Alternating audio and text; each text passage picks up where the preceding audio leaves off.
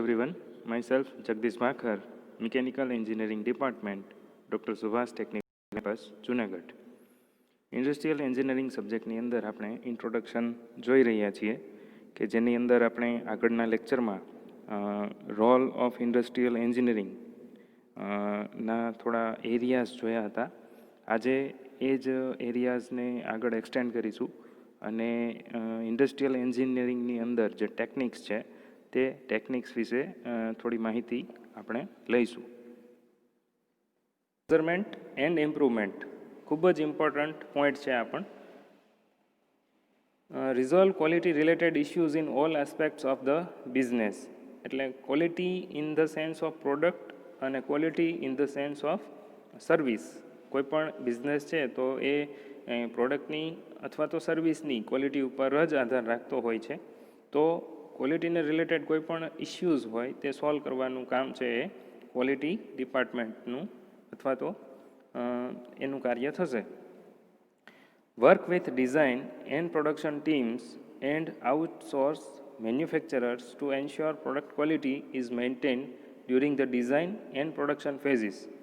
એટલે અલ્ટિમેટલી આમ તો ઘણા બધા સ્ટેપ્સ હોય છે કોઈ પણ એક પ્રોડક્ટ બનાવતી વખતે, પણ મેઇનલી ડિઝાઇન એક ફેઝ અને પ્રોડક્શન ફેઝ આ બંનેની અંદર પ્રોપર ક્વોલિટી મેન્ટેન થવી એ ધ્યાન રાખવાનું કામ છે એ ક્વોલિટી મેઝરમેન્ટનું છે. અને આ જે ટીમ્સ છે ડિઝાઇન અને પ્રોડક્શનની ટીમ્સ તેની સાથે પ્રોપર કોર્ડિનેશનથી કામ કરવું અને જે આઉટસોર્સ મેન્યુફેક્ચરર્સ હોય તેની સાથે પણ પ્રોડક્ટ ક્વોલિટી વિશે ચર્ચાઓ થવી જોઈએ અને તેને પ્રોપર મેન્ટેન કરવી જોઈએ. Audit defined processes and procedures to ensure that they are being followed. એટલે સમયાનુસાર ઓડિટ્સ થવા જોઈએ પ્રોસેસીસ માટે અને પ્રોસિજર્સ માટે, કેમ કે એ પ્રોડક્ટની ક્વોલિટી જાળવી રાખવા માટે ખૂબ જરૂરી છે. લોંગ ટર્મ કોઈ પણ તમે ગોલ સેટ હોય કોઈ પણ ઇન્ડસ્ટ્રીઝનો તો એની અંદર આ ઓડિટ છે ખૂબ જરૂરી હોય છે. ઓડિટને લીધે જે ક્વોલિટી કંટ્રોલ છે અને ક્વોલિટી એશ્યોરન્સ છે એ જાળવી શકાય છે. Coordinate and facilitate third party quality ઓડિટ્સ. એટલે ઇન્ટરનલ ઓડિટ અને એક્સટર્નલ ઓડિટ આ બે પ્રકારના ઓડિટ હોય છે. તો ઇન્ટરનલ ઓડિટ તો કોઈ પણ ઇન્ડસ્ટ્રી ગમે ત્યારે કરી શકે છે અને રેગ્યુલર શેડ્યુલ પ્રમાણે કરતી હોય છે. કોઈ પણ ઇન્ડસ્ટ્રીનો ગોલ જ્યારે સારા બિઝનેસ કરવા માટેનો હોય તો તેના માટે ક્વોલિટી એ પ્રાયોરિટીની વસ્તુ છે અને તેના માટે આ થર્ડ પાર્ટી ક્વોલિટી ઓડિટ છે એ ખૂબ જ જરૂરી છે. એટલા માટે તેની સાથે કોર્ડિનેશન હોવું જરૂરી છે. નેક્સ્ટ છે provide refresher training on procedures for company personnel on quality and process related issues including the use of analytical tools and techniques such as six sigma. એટલે જે ફ્રેશર્સ છે અથવા તો કોઈપણ ઇન્ડસ્ટ્રીની અંદર જે નવી રિક્રુટમેન્ટ્સ થાય છે તો તેની અંદર કંપનીના જે પર્સનલ ક્વોલિટીના ગોલ્સ છે અથવા તો ક્વોલિટી રિલેટેડ જે ઇસ્યુઝ છે અને જે પ્રોસેસ રિલેટેડ ઇસ્યુઝ છે તો એ બધા માટે પ્રોપર ટ્રેનિંગ મળવી જોઈએ.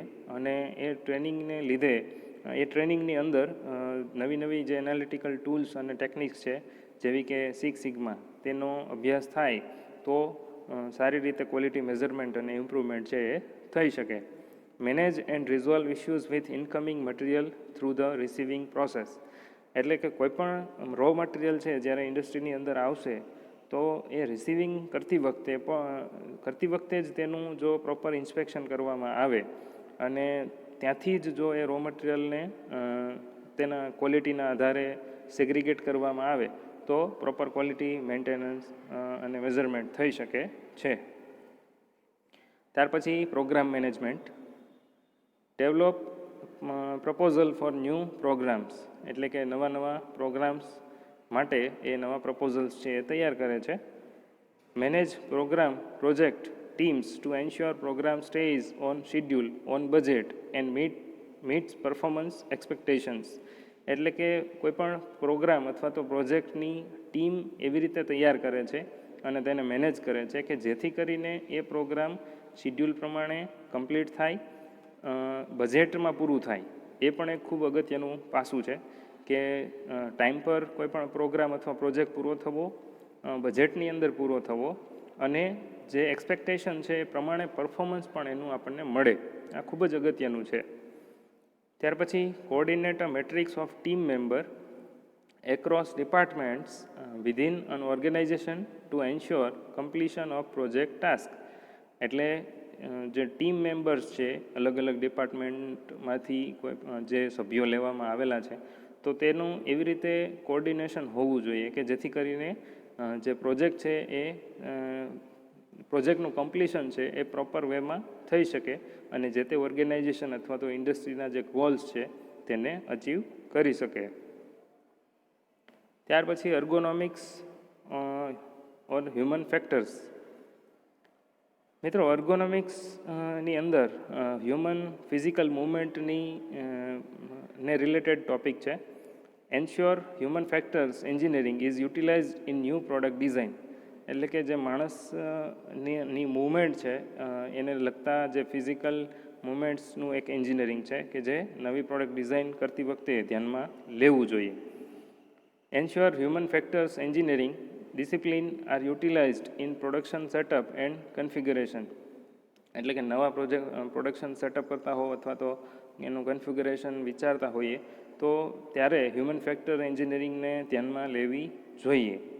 Ensure company ergonomics policies are defined to minimize causes of employee injury and discomfort. એટલે કે માણસ જે કામ કરે છે તેની અંદર તેને મિનિમમ એફર્ટ આપવી પડે અને મિનિમમ એક્સિડેન્શિયલ પ્રોબ્લેમ્સ ઊભા થાય અને મેક્સિમમ કમ્ફર્ટ મળે એવી રીતની એર્ગોનોમિક્સની ડિઝાઇન હોવી જોઈએ. ફોર એક્ઝામ્પલ, આપણે કોઈ ઓફિસની વાત કરીએ, સોફ્ટવેર બનાવતી કોઈ કંપની છે તો તેની અંદર માણસને ફિઝિકલ વર્ક કરવાનું હોતું નથી. કોમ્પ્યુટરની સામે બેસીને તેને પ્રોગ્રામિંગ અથવા તો સોફ્ટવેર ડેવલપ કરવાના હોય છે, પણ ત્યાં પણ કમ્ફર્ટનેસની જરૂર હોય છે. જેમ કે જે તે એમ્પ્લોય જે ચેર ઉપર બેસે છે એ ચેરની ડિઝાઇન એ એર્ગોનોમિક્સની અંદર જ આવશે. એમ્પ્લોયની સામે જે કોમ્પ્યુટર પડેલું છે અને એ જે ટેબલ ઉપર રાખવામાં આવેલું છે એ ટેબલની હાઇટ, એ જે એમ્પ્લોય છે તેની આંખો અને કોમ્પ્યુટરની સ્ક્રીન, તેની વચ્ચેનું ડિસ્ટન્સ, તેની વચ્ચેનો એંગલ, આ બધું જ એર્ગોનોમિક્સની અંદર આપણે ધ્યાનમાં લેવામાં આવે છે. અને તેની ડિઝાઇન એવી રીતે કરવામાં આવે છે કે જેથી કરીને માણસને ઓછામાં ઓછી આઈ મૂવમેન્ટ કરવી પડે અને ઓછામાં ઓછું ફિઝિકલી પ્રોબ્લેમ્સ થાય એવી રીતે તેની ડિઝાઇન કરવામાં આવે છે. નેક્સ્ટ છે strategic planning. Develop long range planning models typically 5 to 10 years in scope. એટલે કે 5 થી 10 વર્ષનું આખું સ્ટ્રેટેજિક પ્લાનિંગ મોડેલ તૈયાર કરવામાં આવે છે. Model all areas affected by operation. એટલે કે ઓપરેશનની અંદર જે કંઈ પણ એરિયાઝ છે તે બધા જને આ મોડેલની અંદર અસર કરતું હોય છે, એટલે એવી રીતે પ્લાનિંગ કરવામાં આવે છે. Identify anticipated investment in plant capacity, network etcetera. એટલે જે ઇન્વેસ્ટમેન્ટના જે ગોલ્સ છે તે ઇન ટર્મ્સ ઓફ પ્લાન્ટ, એની કેપેસિટી અને નેટવર્ક એરિયા આને ધ્યાનમાં લઈ અને ઓળખવામાં આવે છે. Tie to preliminary production cost, operational cost, sales forecast. એટલે કે જે પ્રોડક્શન કોસ્ટ છે તે ગણતરી કરવામાં આવે છે, ઓપરેશનલ કોસ્ટ કેટલી આવશે અને સેલ્સ ફોરકાસ્ટ કરવામાં આવે છે કે જેથી કરીને આગળના જે બિઝનેસ પ્રપોઝલ્સ છે તે નક્કી કરી શકાય. Developed preliminary financial ઇમ્પેક્ટ્સ including profitability and rate of interest. એટલે ફાઇનાન્શિયલ કન્ડિશનના આધારે પ્રિલિમિનરી ફાઇનાન્શિયલ ઇમ્પેક્ટ્સને ઊભું કરવામાં આવે છે અને તેની અંદર પ્રોફિટેબિલિટી અને રેટ ઓફ ઇન્ટરેસ્ટ આ બધી જ ગણતરી કરવામાં આવે છે. Financial engineering. Determine production cost using specific cost based methodology. એટલે પ્રોડક્શન કોસ્ટ સ્પેસિફિક કોસ્ટને ધ્યાનમાં લઈ, એટલે કે પ્રોડક્શનની અંદર જેટલી પણ પ્રોસેસીસ થાય છે, મશીનરીઝ, ઇક્વિપમેન્ટ્સ, ટૂલ્સ, આ બધું જ નાનામાં નાના પાયા ઉપર ધ્યાનમાં લઈ અને આખી મેથોડોલોજી તૈયાર કરવામાં આવે છે. Develop budgets forecast for operating cost centres. એટલે આખું બજેટ તૈયાર કરવામાં આવે છે ફોરકાસ્ટિંગ કરીને અને દરેક ઓપરેશન કોસ્ટને ધ્યાનમાં લઈ અને બનાવવામાં આવે છે. Measure actual performance versus budget goals and investigate variance. એટલે જે બજેટ તૈયાર કરવામાં આવે છે અને એ બજેટના જે પરફોર્મન્સ માટેના પેરામીટર્સ છે તે અને તેમાં જે વેરિએશન્સ છે એ બધા ઇન્વેસ્ટિગેટ કરવામાં આવે છે. Developed capital and expense budgets for capacity expansion.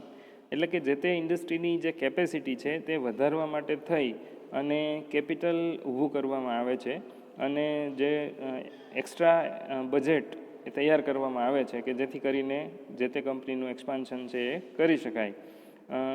એવું બની શકે કે કોઈ એક કંપની છે એ કોઈ એક કેટેગરીની પ્રોડક્ટ્સ બનાવે છે તો એ એક્સપાન્શનની અંદર સેમ કેટેગરીની કોઈ નવી પ્રોડક્ટ બનાવે અથવા તો કોઈ નવા જ એરિયાની અંદર તે ઝંપલાવે અને નવી પ્રોડક્ટ છે તે બનાવે. Perform cost analysis justification for capital and expenditures. એટલે કોસ્ટ એનાલિસિસનું કરી અને તેનું જસ્ટિફિકેશન તૈયાર કરવાનું કામ છે એ પણ ફાઇનાન્શિયલ એન્જિનિયરિંગની અંદર આવે છે. Perform make versus buy versus lease analysis. એટલે કે કોઈ પણ નવું સેટઅપ ઊભું કરવું, આ સેટઅપને ખરીદી લેવું અથવા તો લીઝ ઉપર લેવું, આનું એનાલિસિસ કરવામાં આવે છે કે લાંબા ગાળે શું પ્રોફિટેબલ થશે.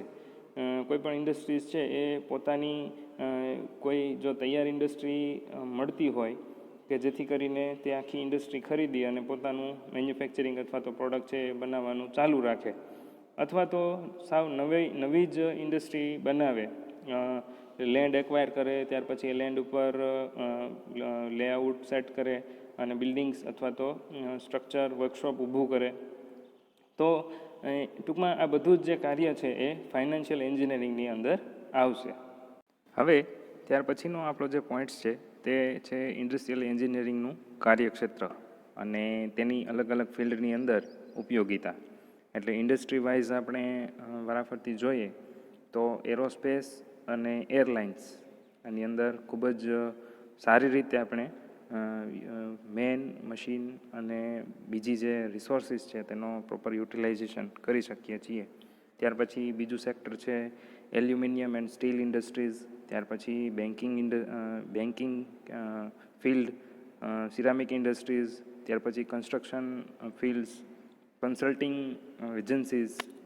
આ પણ આપણને કદાચ અમુક ફિલ્ડની એવું લાગતું હશે કે ભાઈ ઇન્ડસ્ટ્રીયલ એન્જિનિયરિંગ અને આપણે as a mechanical engineer banking સેક્ટરની કેમ વાત કરીએ છીએ, પણ અલ્ટિમેટલી અહીંયા એન્જિનિયરિંગના જે કન્સેપ્ટ છે અને જે લેઆઉટ પ્લાનિંગ અને આગળ આપણે જે વાત કરી ગયા બેઝિક્સ જે ફંડામેન્ટલ્સ છે તે બધા ખૂબ જ ઉપયોગી સિદ્ધાંતો છે અને એનો ઉપયોગ કરી અને કોઈ પણ એન્વાયરમેન્ટને આપણે ઇમ્પ્રૂવ કરી શકીએ છીએ. અલ્ટિમેટલી ઇન્ડસ્ટ્રીયલ એન્જિનિયરિંગમાં પ્રોડક્ટિવિટી વધારવી, તો એ પ્રોડક્ટિવિટીની અંદર મેન મશીન, મટીરિયલ આ બધાની પ્રોડક્ટિવિટી વધારવાની વાતો છે.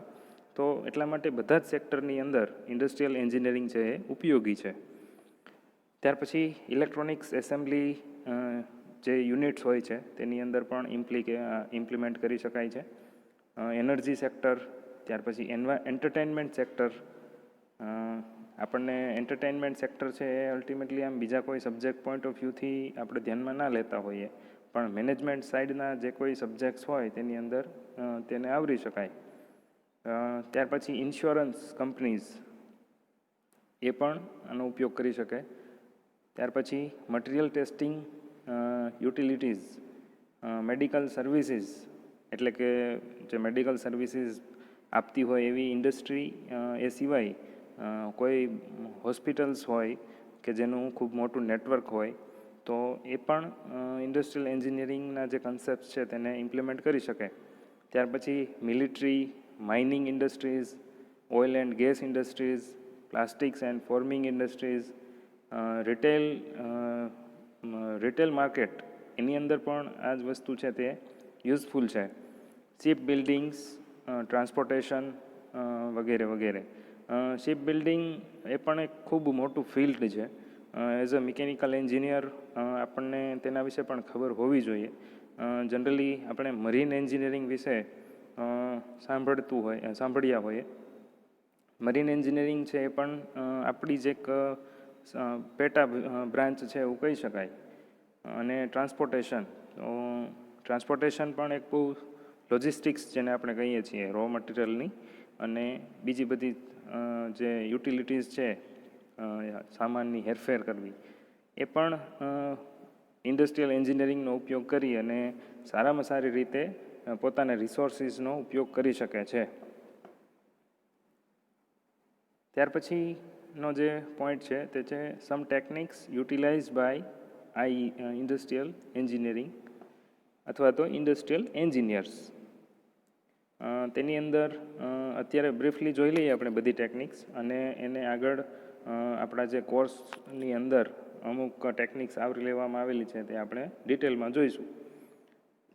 તેની અંદર benchmarking, design of experiments, employ involvement, equipment utilisation, flow diagramming, information and data flow diagramming, interviewing for information, lean manufacturing, modelling and testing, operations, auditing, organisational analysis, pilot programmes, plant and equipment layouts, project management, simulation, six sigma projects, statistical analysis, strategic planning, theory of constraints, time studies અને work sampling. આમાંથી ઘણી બધી એવી techniques છે કે જે આપણે અત્યારે ડિપ્લોમાની અંદર ભણવાના છીએ અને ઘણી બધી એવી ટેકનિક્સ છે કે જે ડિગ્રી એન્જિનિયરિંગની અંદર ભણવામાં આવે છે કોર્સની અંદર. જોઈએ આપણે અત્યારે આપણે કઈ કઈ ટેકનિક્સ છે એને ડિટેલમાં જોવાના છીએ. Following tools and techniques are used to improve productivity of the organization by optimum utilization of resources. એટલે ઇન્ડસ્ટ્રીયલ એન્જિનિયરિંગનો જે સોલ પર્પઝ છે એ આપણને ખ્યાલ હોવો જોઈએ. અલ્ટિમેટલી પ્રોડક્ટિવિટી ઇમ્પ્રૂવ કરવી આ એકમાત્ર ઇન્ડસ્ટ્રીયલ એન્જિનિયરિંગનો પ્રાયોરિટીનો ગોલ છે. અને એ કેવી રીતે મળશે તો કે ઓપ્ટિમમ યુટિલાઇઝેશન ઓફ રિસોર્સિસ, એટલે કે આપણી પાસે જે રિસોર્સિસ છે, જે સંસાધનો છે તેનો પ્રોપર યુટિલાઇઝેશન કરીને. ઓપ્ટિમમનો મતલબ થાય જ્યારે મેક્સિમમની જરૂર હોય ત્યારે મેક્સિમમ અને જ્યારે મિનિમમની જરૂર હોય ત્યારે મિનિમમ. આના માટે આપણે એક્ઝામ્પલ લઈએ તો સપોઝ આપણે આગળ પણ આ વસ્તુ સમજેલા છીએ. માનો કે બાઇકની અંદર આપણે જ્યારે ફ્યુલ નાખીએ છીએ એઝ અ સપોઝ પેટ્રોલની વાત કરીએ તો એ પેટ્રોલ છે એ મિનિમમ કન્ઝપ્શન થવું જોઈએ બાઇકની અંદર. એ આપણા માટે ઓપ્ટિમમ થયું. એટલે ઓપ્ટિમમ કન્ઝપ્શન ઓફ ફ્યુલ કેટલું તો કે શક્ય હોય તેટલું ઓછું. ત્યાર પછી સપોઝ એ જ બાઇકની આપણે જો ઇકોનોમીની વાત કરીએ એટલે કે એવરેજ, તો સપોઝ આપણે પર લીટર કિલોમીટરની વાત કરતા હોઈએ તો 1 લીટર પેટ્રોલની અંદર આપણે વધુમાં વધુ કિલોમીટર ચાલી શકે એને આપણે ઇકોનોમી અથવા તો એવરેજ કહીએ. તો એ વેલ્યુ છે એ કેવી હોવી જોઈએ તો કે વધુમાં વધુ. એટલે આપણા ઓપ્ટિમમ જે શબ્દ છે તેના આ રીતે બે અર્થ કરી શકીએ. જ્યારે વેસ્ટની વાત આવે એટલે કે બગાડ, રિસોર્સિસની વાત કરતા હોઈએ ત્યારે વેસ્ટ શબ્દ છે એ આપણને ધ્યાનમાં આવવો જોઈએ. કેમ કે ઇન્ડસ્ટ્રીની અંદર જે કંઈ પણ રો મટીરિયલ અથવા તો રિસોર્સિસ છે તેનો ઓછામાં ઓછો વેસ્ટ થાય એ ખૂબ જ અગત્યનું છે અને તો જ પ્રોડક્ટિવિટી છે એ વધારી શકાય. તો વેસ્ટ મેનેજમેન્ટ ની અંદર પણ જો ઓપ્ટિમમ શબ્દ આપણે મૂકીએ તો ત્યાં મિનિમમ વેસ્ટ એટલે કે ઓપ્ટિમમ વેસ્ટ એવી રીતે આપણે લઈ શકીએ. હવે જે ટેકનિક્સ અને ટૂલ્સ જે છે આપણે ભણવાના છીએ તેની અંદર મેથડ સ્ટડી, ત્યાર પછી ટાઈમ સ્ટડી કે જેને આપણે વર્ક મેઝરમેન્ટ તરીકે પણ ઓળખીએ છીએ. ઘણી બધી વખત આપણે ટાઈમ સ્ટડી બોલતા હોઈએ તો ઘણી વખત વર્ક મેઝરમેન્ટ બોલતા હોઈએ. એટલે વર્ક સ્ટડી જે છે એ વર્ક સ્ટડીના આ બે હાથ છે એવું કહી શકાય. વર્ક સ્ટડી છે એ મેઇન છે, તેની અંદરના બે પેટા વિભાગ છે, મેથડ સ્ટડી અને ટાઈમ સ્ટડી. ત્યાર પછી બીજા ટૂલ્સની વાત કરીએ તો motion economy financial and non financial incentives, value analysis, production planning and control કે જેને આપણે પીપીસી કહીએ છીએ. ત્યાર પછી inventory control, job evolution, material handling analysis, ergonomics એટલે કે હ્યુમન એન્જિનિયરિંગ. એર્ગોનોમિક્સ વિશે આપણે થોડું આગળ સમજી ચૂક્યા છીએ. મટીરિયલ હેન્ડલિંગ વિશે પણ થોડું બેઝિક્સ આપણે જોયું છે. ત્યાર પછી સિસ્ટમ એનાલિસિસ અને ઓપરેશન રિસર્ચ ટેકનિક્સ. આ અલગ અલગ ટૂલ્સ છે કે જે ઇન્ડસ્ટ્રીયલ એન્જિનિયરિંગની અંદર વાપરવામાં આવે છે કે જેથી કરીને કોઈ પણ ઓર્ગેનાઇઝેશન અથવા તો કોઈ ઇન્ડસ્ટ્રીની અંદર સારામાં સારું ઇમ્પ્રુવમેન્ટ કરી શકાય કે જેથી પ્રોફિટ અને પ્રોડક્ટિવિટી છે એ વધારી શકાય. Terminologies in industrial engineering. Design. તો ડિઝાઇન શબ્દ છે આપણે આમ તો કેટલી બધી વખત બોલતા હોઈએ છીએ, સાંભળતા હોઈએ છીએ. પર્ટિક્યુલરલી ઇન્ડસ્ટ્રીયલ એન્જિનિયરિંગની જ્યારે વાત કરતા હોઈએ તો ડિઝાઇન શબ્દ છે એ some industrial engineering task involve the creation of new facility, process or system. હવે અહીંયા આપણે જ્યારે ઇમ્પ્રુવમેન્ટની વાત કરીએ છીએ કોઈ પણ ઇન્ડસ્ટ્રીની અંદર, તો એ ઇમ્પ્રુવમેન્ટ કરવા માટે કંઈક પ્રોસેસ અથવા તો સિસ્ટમ અથવા કોઈ ફેસિલિટીને બનાવવી પડશે, અથવા તો જૂની પ્રોસેસ ત્યાં ઓલરેડી હશે જ, કાં તો કોઈ સિસ્ટમ હશે, ત્યાં અરેન્જમેન્ટ કંઈક કરેલું હશે, ત્યાં ઓલરેડી કંઈક ફેસિલિટીઝ હશે. હવે એ જે બધી ફેસિલિટીઝ છે અથવા પ્રોસેસ છે તેને પ્રોપર તેનામાં ચેન્જીસ કરવા, અને એ ચેન્જીસ છે એ કંઈક ક્રિએટિવ હોય અથવા તો કંઈક નવી ટેકનિક્સ હોય કે જેથી કરીને જે ઓલરેડી જે સિસ્ટમ છે એમાં ઇમ્પ્રુવમેન્ટ થાય. એટલે ડિઝાઇન શબ્દ છે એના માટે આ મેઇન 3 વસ્તુ કે ભાઈ એક્ઝિસ્ટિંગ ફેસિલિટી, પ્રોસેસ અને સિસ્ટમ હોય તો એને ઇમ્પ્રૂવ કરવી, અને જો એક્ઝિસ્ટિંગ નથી તો ત્યાં નવી ડેવલપ કરવી. ત્યાર પછી improvement. Most industrial engineering task involve the improvement of an existing facility, process or system. એટલે આપણે વાત કરીએ એ પ્રમાણે કે ભાઈ દરેક ઇન્ડસ્ટ્રીની અંદર કંઈક ને કંઈક સિસ્ટમ તો હોવાની જ છે, પણ એ સિસ્ટમ અથવા ફેસિલિટીને અથવા પ્રોસેસને એની અંદર કંઈક પ્લસ કરવું, કંઈક સુધારો વધારો કરવો, તો એના માટે આપણે શબ્દ વાપરીએ છીએ ઇમ્પ્રુવમેન્ટ. ત્યાર પછી system. Most engineers design physical objects but most industrial engineers design systems. એટલે જનરલી એન્જિનિયરનું કામ શું છે? નવી કોઈ વસ્તુ બનાવવી, એવી વસ્તુ બનાવવી કે જે લોકોને ઉપયોગી થાય, લોકોનું કામ સરળ બનાવે, ઇન્ડસ્ટ્રીની અંદરની જે જરૂરિયાતો છે એને સેટિસ્ફેક્ટરી પૂરી કરે. તો જનરલી એન્જિનિયર્સ એટલે શું? તો કે એ કંઈક એવી ડિઝાઇન બનાવે કે એવું કંઈક ફિઝિકલ ઓબ્જેક્ટ્સ બનાવે. પણ જ્યારે ઇન્ડસ્ટ્રીયલ એન્જિનિયરની વાત થતી હોય તો એ કોઈ વસ્તુ નહીં બનાવે, કોઈ એક પ્રોડક્ટ નહીં બનાવે, પણ એ આખી સિસ્ટમ ડેવલપ કરશે ઇન્ડસ્ટ્રીની અંદર. Systems include physical components but also includes processes, rules and people. ખૂબ જ અગત્યનું છે આ સેન્ટેન્સ કે એક સિસ્ટમ એટલે ખાલી કોઈ ફિઝિકલ કમ્પોનન્ટની એસેમ્બલી એટલું જ નહીં, પણ તેની અંદર અલગ અલગ પ્રોસેસ, એના નિયમો અથવા તો સિદ્ધાંતો અને લોકો, આને તૈયાર કરવાનું કામ છે એ ઇન્ડસ્ટ્રીયલ એન્જિનિયર કરે છે. એટલે ઇન્ડસ્ટ્રીયલ એન્જિનિયર હોય એના ઉપર ઘણી બધી રિસ્પોન્સિબિલિટી આવી જાય છે. Component of a system have to work together. એટલે કે એક સિસ્ટમની અંદર જેટલા પણ કમ્પોનન્ટ્સ હોય, હવે એ કમ્પોનન્ટની અંદર ફિઝિકલ કોઈ ઇન્સ્ટ્રુમેન્ટ હોઈ શકે, કોઈ મશીન હોઈ શકે, લોકો હોઈ શકે અને નીતિ નિયમો હોઈ શકે. તો આ બધા એક સાથે મળી અને કામ કરે એ ખૂબ જરૂરી છે સારી સિસ્ટમ બનવા માટે. Material and information flow between the components of a system. એટલે કે આ જે વાત કરીએ આપણે બધી, એની અંદર મટીરિયલ અને ડેટા એટલે કે ઇન્ડસ્ટ્રીનો જે ઇન્ફોર્મેશનનો ફ્લો છે એ પણ પ્રોપર ચાલવો જોઈએ. A change to one part of system may affect other parts of the system. એ તો સ્વાભાવિક છે કે બધા જ્યારે એકબીજા સાથે જોડાયેલા હોય, એકબીજા સાથે હળીમળીને કામ કરતા હોય, તો એની અંદર જે કામ કરવાની ઇન્ટિગ્રિટી છે એટલે કે સંકલન એ પ્રોપર હશે તો જ કામનું રિઝલ્ટ સારું મળશે. અને જો કોઈ એક જગ્યાએ લેકિંગ હશે તો એની અસર બીજી જગ્યાએ દેખાવાની છે. એટલે કે એક જગ્યાએ જો નબળું પાસું હશે તો એની અસર આખી સિસ્ટમ ઉપર થવાની છે. નેક્સ્ટ ટર્મિનોલોજી છે people.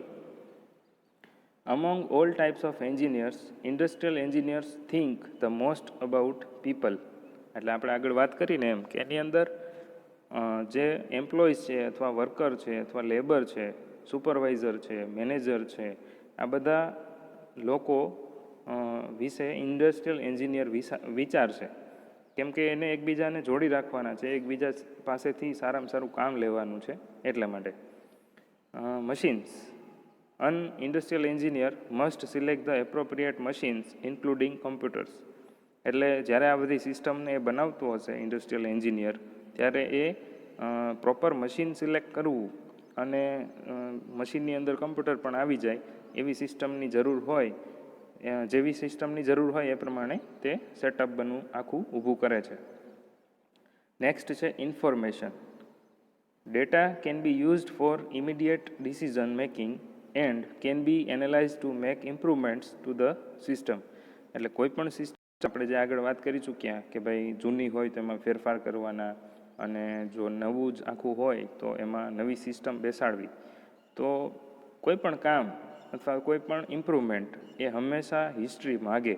History in the sense કે પ્રિવિયસ જે કાંઈ કામ ચાલતું હતું એનો રેકોર્ડ શું છે, એમાં કઈ રીતે કામ ચાલતું હતું, એના આધારે જ ઇમ્પ્રુવમેન્ટ છે એ શક્ય બને છે. એટલે ઇન્ફોર્મેશન છે એ પણ એક ખૂબ જ અગત્યનું એક પાસું છે ઇન્ડસ્ટ્રીયલ એન્જિનિયરિંગ માટે. ત્યાર પછી મની. એ આપણને બધાને ખબર જ છે, એના વગર કાંઈ ચાલવાનું નથી. An industrial engineer must weigh cost and saving now against cost and savings in the future. એટલે એ જે કંઈ પણ કામ કરે છે, જે કાંઈ પણ પ્લાનિંગ કરે છે, જે કાંઈ પણ ડિઝાઇન અથવા સિસ્ટમ બનાવશે, તો એની અંદર એ કઈ જગ્યાએ કેટલી કોસ્ટ થવી જોઈએ, કઈ જગ્યાએ કોસ્ટનું સેવિંગ કરી શકાય છે, આ બધા જ પેરામીટરને ધ્યાનમાં લઈ અને હાલ પૂરતી અને ભવિષ્યમાં આવનારી સિચ્યુએશન માટે એ તૈયાર રહેશે. ત્યાર પછી ગોલ.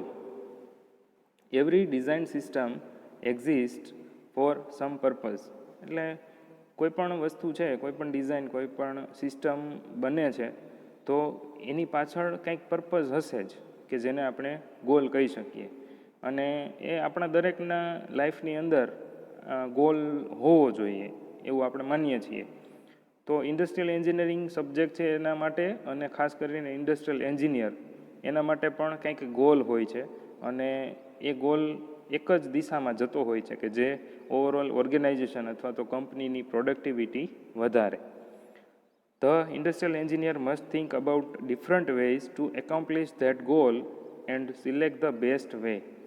એટલે કે કંઈક જે ગોલ નક્કી કરેલો છે એ અલ્ટિમેટલી ઓવરઓલ વાત કરીએ તો આખી ઇન્ડસ્ટ્રીનો હશે, અને એ ઇન્ડસ્ટ્રીનો ગોલ છે એના જો આપણે નાના નાના પાર્ટ બનાવીએ તો એ બધા ડિપાર્ટમેન્ટ વાઇઝ અલગ અલગ તેના મિશન નક્કી થતા હોય છે. તો એના આધારે ઇન્ડસ્ટ્રીયલ એન્જિનિયરના પણ પોતાના કંઈક ગોલ હશે, અને એ મેળવવા માટે એને પ્રોપર રસ્તો એક પસંદ કરવો પડશે. એફિશિયન્સી.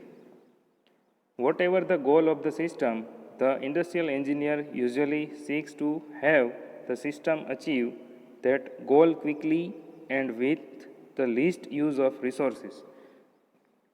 આપણને બધાને એફિશિયન્સી કોઈ પૂછે ને કે ભાઈ એફિશિયન્સી એટલે શું, તો આપણે ફટાફટ બોલી દઈએ કે આઉટપુટ અપોન ઇનપુટ. આ આપણને સાદું સૂત્ર ખ્યાલ છે કે ભાઈ જેટલું આઉટપુટ હોય એના ઇનપુટ સાથેનો જે રેશિયો છે એને કહેવાય એફિશિયન્સી. પણ અહીંયા એફિશિયન્સી એટલી સરળ નથી. કોઈ પણ ઇન્ડસ્ટ્રીયલ એન્જિનિયરની વાત કરીએ તો એ જ્યારે એફિશિયન્સીની વાત કરતો હોય પોતાની ઇન્ડસ્ટ્રીની અથવા ઓર્ગેનાઇઝેશનની, તો એની અંદર જેટલા પણ રિસોર્સિસ છે એ રિસોર્સિસનો ઓછામાં ઓછો ઉપયોગ કરી અને વધારેમાં વધારે આઉટપુટ આપી શકે એના માટેના એના પ્રયત્નો સતત ચાલુ હોય છે. તો આ જ્યારે વાત કરીએ આપણે તો સિસ્ટમ એના ગોલ છે એ ક્યારે અચીવ કરી શકશે, તો કે જ્યારે એની પાસે જેટલા પણ રિસોર્સિસ છે એનો યુટિલાઇઝેશન પ્રોપર થાય અને રિસોર્સિસનો બગાડ ઓછામાં ઓછો થાય એવા કેસમાં. ત્યાર પછી વર્ડ છે ક્વોલિટી. આમ ઘસાઈ ગયેલો શબ્દ છે, આપણે બધા ક્વોલિટી ક્વોલિટી બોલતા હોઈએ છીએ, પણ ઇન્ડસ્ટ્રીની અંદર જે ક્વોલિટીની વાત થાય છે in terms of product, in terms of service, બરાબર, તો એના માટે the industrial engineers organisation always has a customer and the organisation must deliver goods and services to the customer with the quality that the customer wants.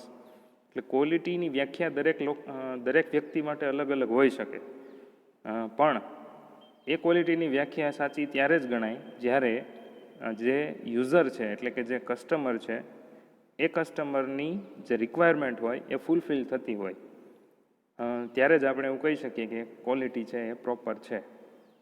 ત્યાર પછી safety. Industrial engineers have to make sure that the system is designed so that people can and will work safely. એટલે જેમ industrial એન્જિનિયરે ક્વોલિટીનું ધ્યાન રાખવાનું છે, એવી રીતે ત્યાં અંદર ઇન્ડસ્ટ્રીની અંદર જે લોકો કામ કરે છે તેની સેફટી માટેનું પણ ધ્યાન રાખવાનું છે. એટલે કે તે જ્યાં કામ કરે છે એ વર્કપ્લેસ છે એ સેફ હોવું જોઈએ. અને ઇન ટર્મ્સ ઓફ એક્સિડન્ટ્સ અને બીજું જે કાંઈ હેઝાર્ડિયસ હોય, સપોઝ કોઈ કેમિકલ ઇન્ડસ્ટ્રી હોય તો ત્યાં અલગ અલગ પ્રકારના ગેસીસ જનરેટ થતા હોય અથવા કેમિકલ્સ હોય, તો એના માટેના જે સેફગાર્ડ અથવા તો બીજા જે સેફગાર્ડ ઇક્વિપમેન્ટ્સ છે એ હોવા જોઈએ, એ ખૂબ જરૂરી છે.